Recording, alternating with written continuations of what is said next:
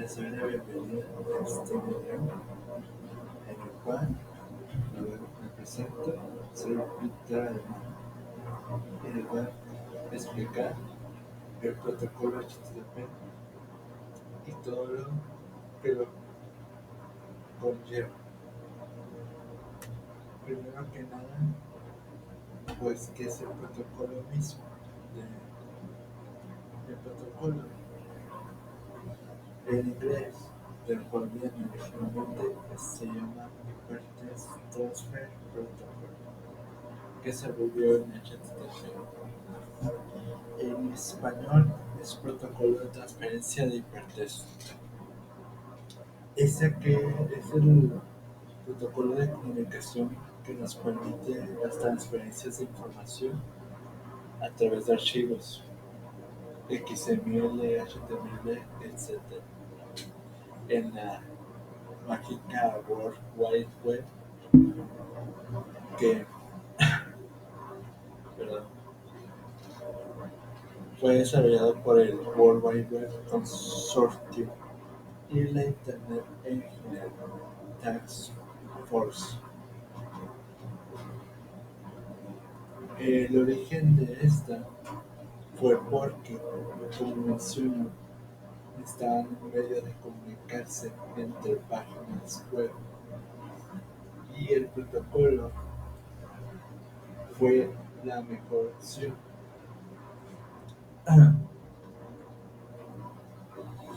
Este protocolo está orientado a transacciones en un esquema de petición respuesta entre el cliente y el servidor, como pueden ver en esta imagen y en la siguiente.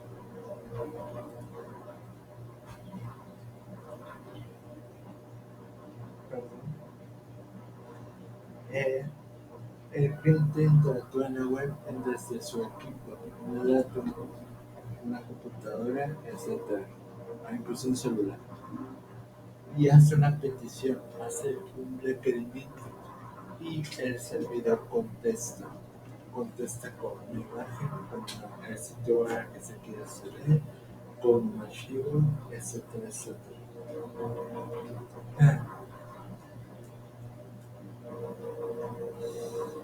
Y así es como, básicamente es como un lenguaje entre un humano y la máquina, entre el cliente propiamente dicho y el servidor, así como el servidor con nosotros el cliente. De una manera de verlo sería así. No más es de una sola persona, un solo cliente puede hablar con el servidor. Muchos pueden hablar a la vez incluso, y este protocolo permite esa optimización de que se puede hacer muchos a la vez. Ahora, antes de adentrarnos en las reglas y elementos que componen este protocolo, me gustaría explicar la historia de este mismo. Todo empezó en 1989 con su propuesta, la propuesta de Tim Berners-Lee, que fue el mismo que creó la World Wide Web. El mismo que creó este sistema propuso este esquema de petición-respuesta para que las personas pudiéramos interactuar y usar la propia web sin ningún problema. Surgió como una propuesta primeramente, la cual fue aceptada y se continuó su desarrollo. Va a llegar a 1991, que surgió la primera versión, la 0.9, la cual se le puede llamar protocolo de una sola línea. ¿Por qué? Porque realmente esta, de hecho, como dije, fue la versión inicial de HTTP, no tenía un número de versión realmente. Se le denominó mucho después como .9, para ser distinguido de las demás y no haber confusiones. Realmente era un protocolo bien sencillo, que era de que una petición consistía simplemente en una única línea, que comenzaba por el método único que existía ahí, que era el get. Luego veremos más profundamente los métodos, pero en ese tiempo solo había uno, que era get, que seguido de era la dirección de recurso a pedir, no URL, ya que el protocolo, el servidor y el puerto no eran necesarios una vez ya se había conectado el servidor. Y así como la petición era bien sencilla, como simplemente pedir la dirección, la respuesta era todavía más sencilla. Era un simple HTML bien cortito. Luego con el tiempo fue evolucionando para llegar a la versión 1.0, que surgió en 1996. En esta se buscó más expansibilidad, más desarrollo, más evolución. En esta se, perdón, en esta las principales eh, actualizaciones que se hicieron fue que ahora la versión del protocolo se iba a enviar con cada petición. Ahora, también un código de estado iba a estar en la respuesta.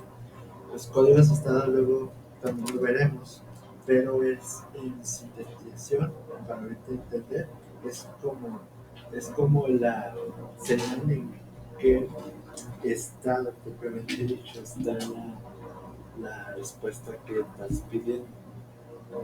Surgió el concepto de las cabeceras de HTTP, tanto para las peticiones como para las respuestas, permitiendo una transmisión de metadata y configurando el protocolo más versátil y ampliado.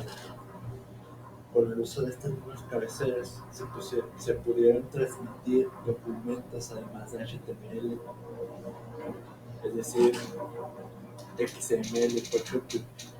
Se permitió básicamente solicitar y mandar más tipos de documentos. Luego,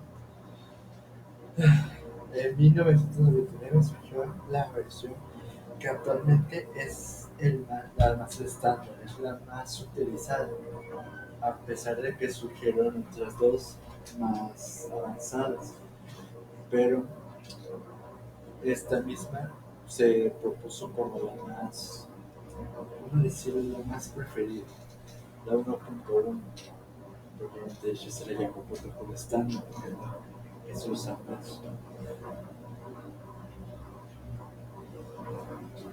Esta añadió numerosas mejoras, entre ellas una colección que podía ser reutilizada, ahorrando así el tiempo de reabrirla repetidas veces para mostrar recursos encontrados dentro del documento original pedido. También agregó el encurtamiento, pipeline en inglés. Se añadió la especificación, permitiendo realizar una segunda petición de datos antes de que siquiera fuera respondida la primera, así disminuyendo de este modo la latencia de la comunicación. Se permitió que las respuestas a peticiones podían ser divididas en subpartes. También se añadieron controles adicionales a los mecanismos de gestión de la caché. Es nuestro almacenamiento de datos.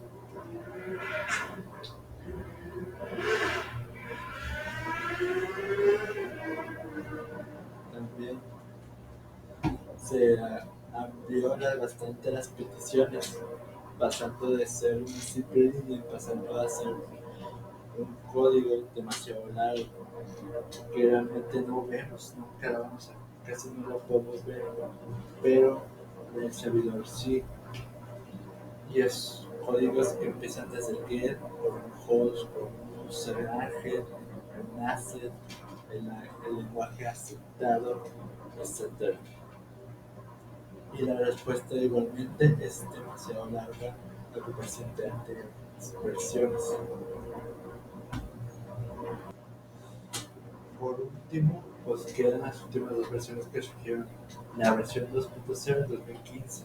Esta buscó básicamente la mejora en la eficiencia mediante codificación binaria de los mensajes, la compresión de cabeceras, es una de las más complejas, la multiplicación de múltiples peticiones para elevar respuestas sobre una única conexión TCP, peticiones iniciadas por el propio servidor, entre otras mejoras. Buscó mucho más el mejorar lo que ya había y buscar una mejor comunicación. Y para ella también la versión 3.0, que igualmente se representó mejoras de eficiencia similares y en cambio optaron por utilizar el protocolo WIX sobre UDP en vez de la de TCP. Realmente es lo que se vio, es lo que más relevancia tuvieron estas versiones. Pero como dije, la que más se usa actualmente es la 1.1 por su estabilidad, su fácil manejo y su optimización. Pero no significa que estas dos últimas no se usan. Se usan, pero no por.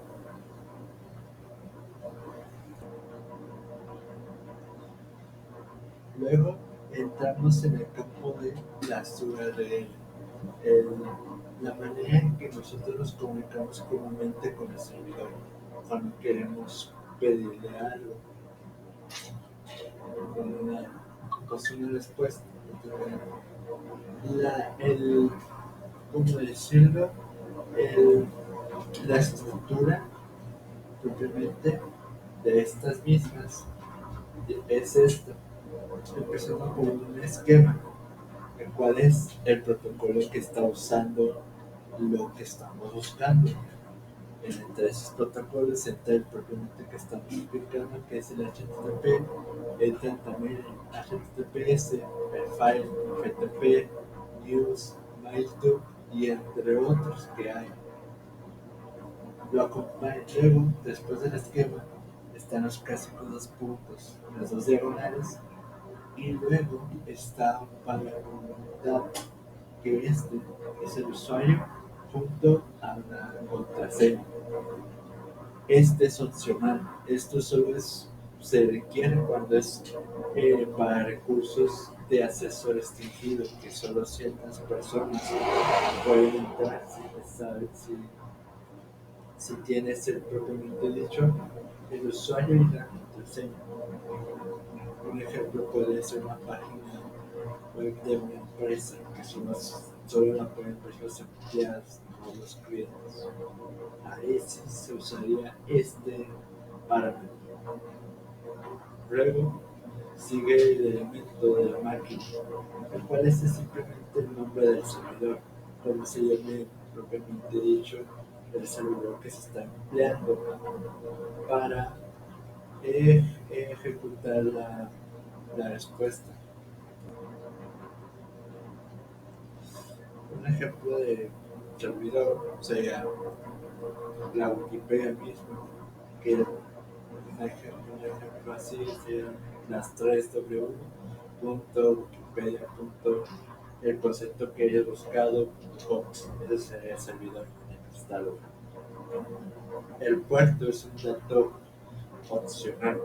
También, como lo sepas, el puerto es donde está escuchando el servidor, es donde está, ¿cómo decirlo? Donde el servidor está recibiendo la petición que le estamos dando.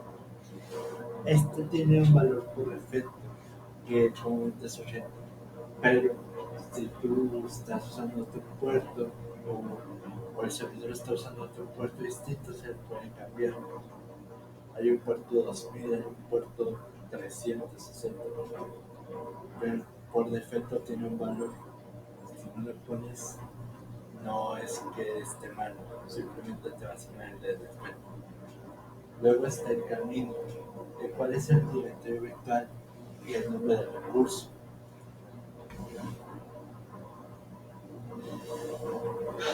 Perdón. Es así como el servidor, pero este ya es directamente la dirección, es nuestra, como nuestro sendero, el sendero que estamos tomando y el propio servidor para llegar al resultado que queremos. Por, casi por terminar de los parámetros, que estos también son de cuestión opcional. Estos llegan a ser usados para ciertos esquemas, no para todos. Consulta es igual, los pares son pares de un nombre igual a un valor, separados por una y que son utilizados en algunas aplicaciones web. Las diferencias son de que los parámetros son dicho para los esquemas, la consulta es para la propiamente dicha aplicaciones web. Y por último tenemos la sesión, que es el nombre de una parte del recurso. Esta también es un fragmento. Es un fragmento, es una parte propiamente de este variable que lo ayuda a complementarse. Realmente a veces no se da cuenta, a veces no pasa nada si no se la ve. Para ejemplificar mejor propiamente esta estructura, les traje dos ejemplos. En este primero podemos notar que tiene solo 5 elementos de la estructura, los cuales son el esquema, el cual es el protocolo HTTP, tiene su host, que es la 3w.hardware.com, tiene un puerto, el cual se le asignó como 2000, su ruta es la diagonal PC, diagonal check.string, y por último tiene una consulta, que son los valores ítem igual a 1363 y model igual a b.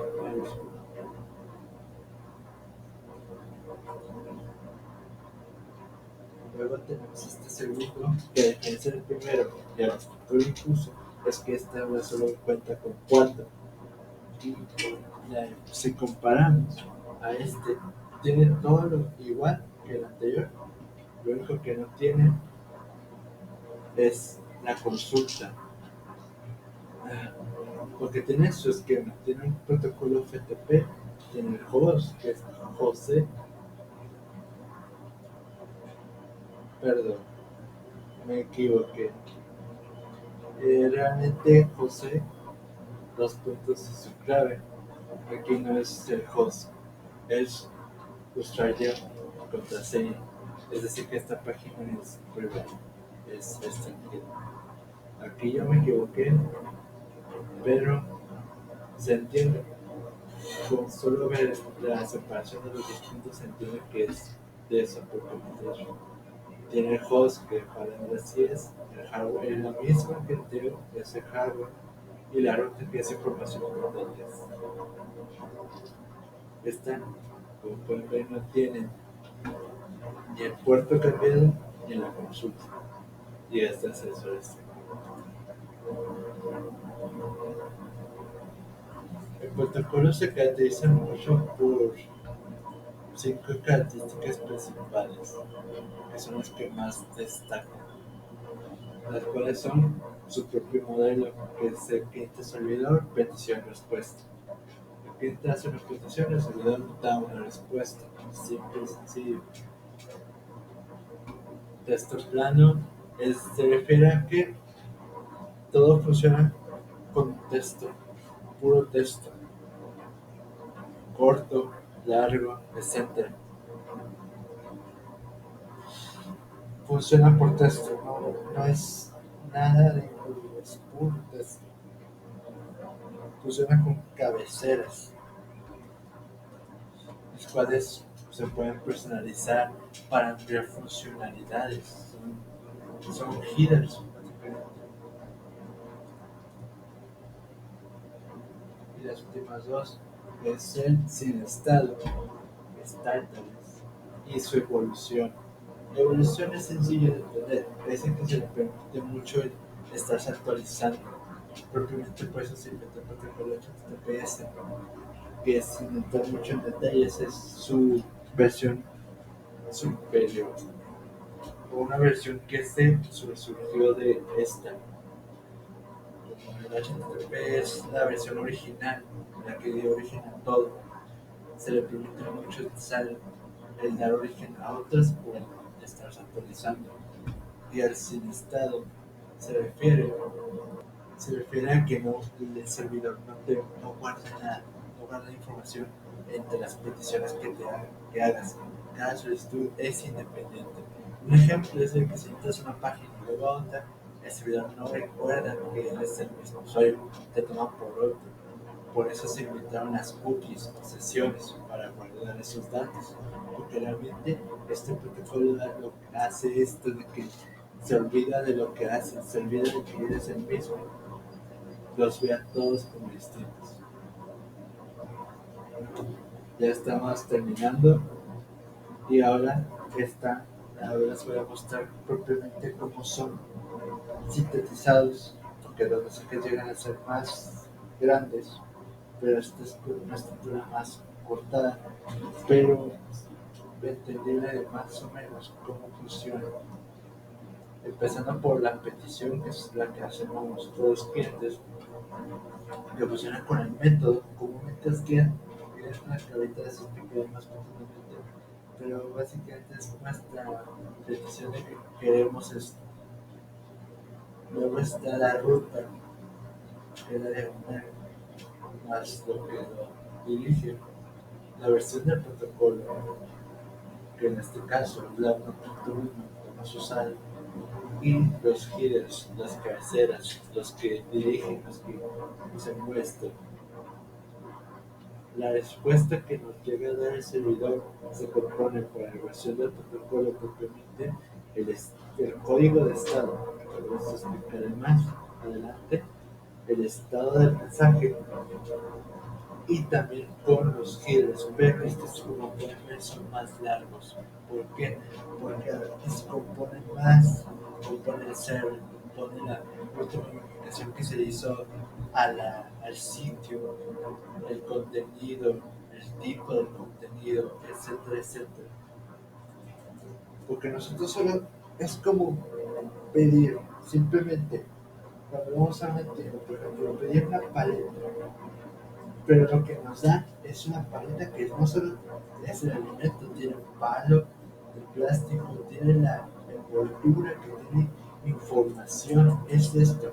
Tú solo haces una petición corta, como pedir una imagen de, no sé, un Pokémon en Google. Y la respuesta que te dan son cientos de imágenes, cada una con nombre, cada una con una URL, etcétera, etcétera. Es así como funciona este sistema de petición y respuesta. Ahora, les explicaré los métodos, los más usados y comunes. Son el GET, el cual es la solicitación de datos al propio servidor, y el POST, que es el que envía datos al servidor. ¿Cómo funciona? GET es como los expliqué antes, es cuando nosotros pedimos al servidor una respuesta, una página web, una imagen, un archivo, un documento, etc. El post es cuando nosotros enviamos información al servidor, las encuestas, de los inicios de sesión, los, no sé, cualquier cosa que sea de enviar datos, es un post, no que estamos solicitando, estamos dando. Delete es cuando eliminamos recursos que le hemos dado al servidor. Por ejemplo, los inicios de sesión, podríamos ver ese ejemplo, cuando queremos eliminar esos datos, es esta persona que usamos. El hit, el head, perdón, es como el get. Solicitamos datos, pero sin el contenido, solo los encabezados. Así como si solo hay una tira arriba, eso nomás es lo que pedimos. Este no se usa mucho porque realmente lo que uno casi busca es el contenido. El put es actualización. Cuando queremos reemplazar algo que existe, que le hemos dado un recurso. Esto se usa cuando actualizamos una página. Estamos actualizando el recurso que es existente. Estamos cambiándolo. Por eso se inventaron las cookies para guardar datos, porque si no existiera la información, por ejemplo, si fuera un examen, no existiera una cookie que guarda tus respuestas, las respuestas que hiciste se guardarían, porque se están reemplazando por nada, se están actualizando. Luego está Outliers, que esta es una función, un verbo, que pregunta qué métodos admite un recurso. Es decir, cuando se usa, está esta misma obtener información de qué métodos de estos que estamos explicando se admiten, se pueden usar. El patch es el que modifica parcialmente el recurso. Es el put, es como el put y a veces como el head. El head, como les dije, solo es una parte y el put es una actualización. Entonces, patch es eso, solo actualiza una parte, no todo. Los últimos dos verbos son los más confusos, los que más se leen, pero son el trace y el cover. El trace es que devuelve la misma información recibida, pruebas y depuración, y el cover que crea un túnel para comunicación segura. El cover básicamente es como nuestro, como si fuera un antivirus, hace una conexión segura, hace que el sitio y tu cliente tengan un puente, un camino seguro sin problema ni ¿cómo decirlo?, complicaciones. Y el trace es que devuelve tu misma petición, lo que estás pidiendo, pero con hechos, con depuración, como el core, que es una seguridad, pero esto te devuelve con incluso las pruebas y su propia depuración. Ya casi concluyendo, les explicaré los códigos de estado. Los anteriores que les pregunté eran métodos, o también llamados verbos. Los códigos de estado son de cuatro tipos: los 2XX, 3XX, 4XX y 5XX.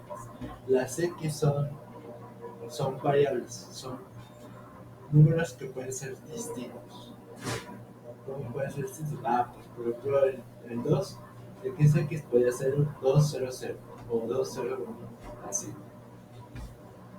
Ok, ya explicado esto, les voy a explicar propiamente estos, ah, perdón, estos códigos de estado,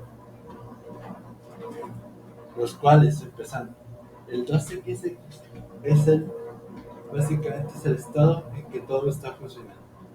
Todo está bien, está estable, exitoso, funcional completamente la respuesta del servidor. Luego está el 3XX, que es comúnmente, se puede decir redirección, pero es básicamente cuando el estado es de que está bien, pero hay un riesgo o es recomendable que lo actualice o invente en otro momento. Ejemplos de estos dos estados podrían ser el código 200, que es OK. OK es de que está bien, funciona. Luego está el código 300, que son múltiples posibilidades. Múltiples posibilidades de que, pues de que pueda pasar cualquier cosa. O el 301 o 302. 301 es mudado permanentemente y el 302 es encontrado. El 302 es encontrado, dice encontrado porque lo logró encontrar, pero casi que está en riesgo de que no. Y el 301 es de que mudó permanentemente, es de que se mudó a otra forma y se queda así. 4XX es de que es un error del cliente. Es un error. El ejemplo más conocido es el 434. No found, no encontrado. Es cuando la página no se encuentra, no existe. Otro código de esos es 400, que es una solicitud incorrecta. Se solicitó mal el recurso. La URL se escribió mal. También está el 402, pago requerido. Es prácticamente dicho que no pagaste por algo, como en Amazon, que pediste soporte y no lo pagaste. Por eso se conoce como error de cliente. Es comúnmente por el cliente que estos errores suceden. Y por último tenemos el 5XX, que ahora en vez de ser el error de cliente es el error del servidor. Un ejemplo de 500, que es error interno, es decir, que el servidor no pudo procesar la petición, no pudo darte la respuesta, entre otras posibilidades. Otro es 505, versión de HTTP no soportada, no soporta el recurso. 503, servicio no disponible, y así podemos seguir. Hay muchos tipos de códigos, pero estos son los 4 estados que hay. El 2, que es que está funcionando. 3, que funciona, pero no es totalmente. El 4, que es error del cliente. Y el 5, error del servidor. ¿Qué podemos llegar a concluir? Primero, que es un tema muy amplio. Sinceramente, la HTTP es mucha información, muchos datos y elementos que conllevan, pero yo digo que el propio protocolo fue la base de la web, la base de todo lo que estamos usando, lo que conocemos, que propiamente que dio origen a la URL, que es nuestra manera de localizar los recursos. Luego están los mensajes y los verbos o métodos, que es nuestra manera de comunicar entre el cliente y el servidor. Los mensajes son nuestro idioma y los verbos son nuestras reglas, nuestras, ¿cómo decirlo?, acciones. Y por último, los códigos de estado, que son cómo interpretar las respuestas. Les muestro mis fuentes usadas,